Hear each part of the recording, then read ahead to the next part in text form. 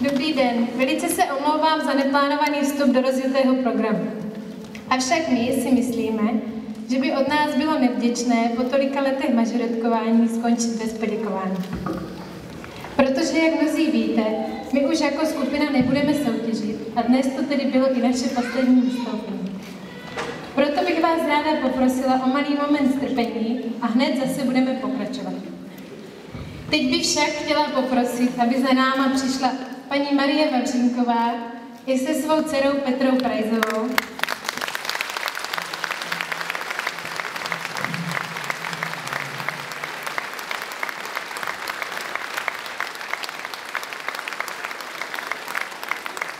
A společně s námi si tedy připomněli naši dlouhou kariéru.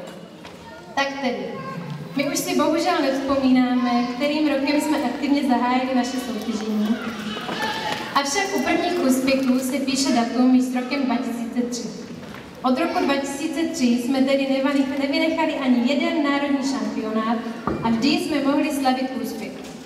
Hned v téže roce skupina Smíšek získala svůj vůbec první titul mistra Evropy.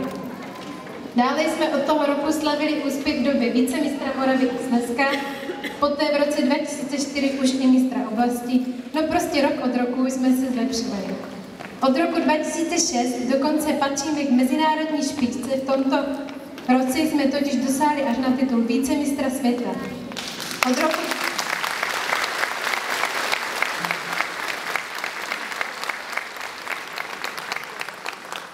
2007 jsme nevynechali ani jedno jediné mistrovství Evropy mažoretek, kterým samozřejmě předcházel vždy titul mistra republiky. Avšak co je ještě lepší, my nejenže jsme se mistrovství Evropy účastnili, my jsme každý rok od roku 2007 až do loňského roku 2014 obsazovali ty nejvyšší příčky.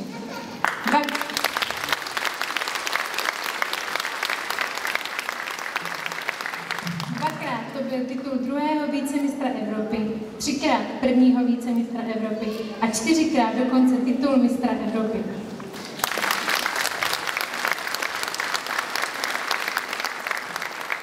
Na všech vyjmenovaných úspěších se podílelo mnoho, teď už i bývalých mažoretek.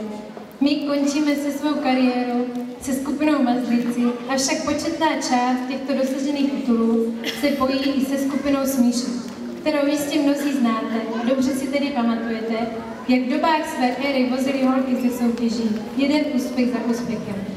Avšak nejen my, holky se Smíšků a Mazlíků, jsme se na těchto podle mého názoru vynikajících úspěších podíleli.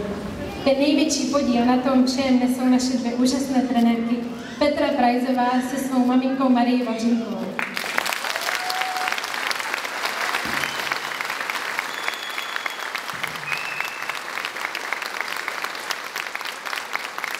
Byly to právě oni dvě, co s náma měli ty nervy od školky přes pubertu až po maturitu.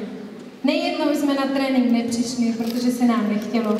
Nejednou jsme přišli, ale odmítali se učit něčemu novému. Ale jednou jsme si uvědomili, že oni to dělají pro nás a snažili jsme se jim tu jejich píli a snahu vrátit. Věřím, že dosažené úspěchy pod jejím vedením mluví za vše. My už teď, půl roku po soutěžení, vzpomínáme se slzami v očích, ale s úsměvem na rtech na všechno, co jsme spolu zažili. Teď nám dovolte připomenout ty nejkrásnější chvíle ze všech.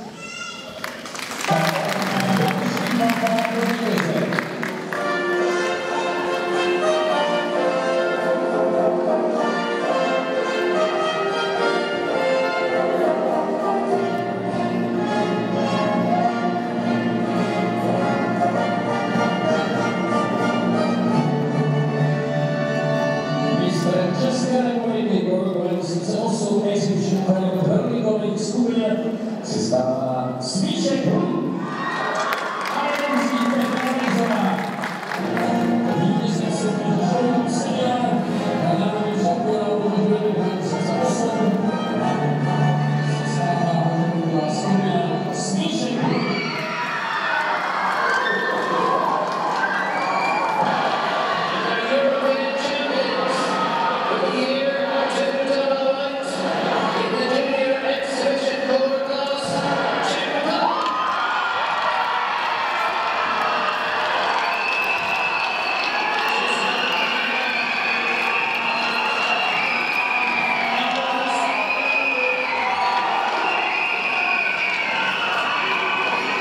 doufáme, že i naše trenérky na nás budou vzpomínat jen dobré.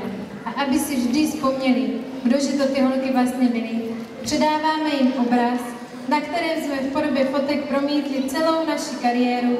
Je to v podstatě naše společná cesta na vrchol. Tady ho máte.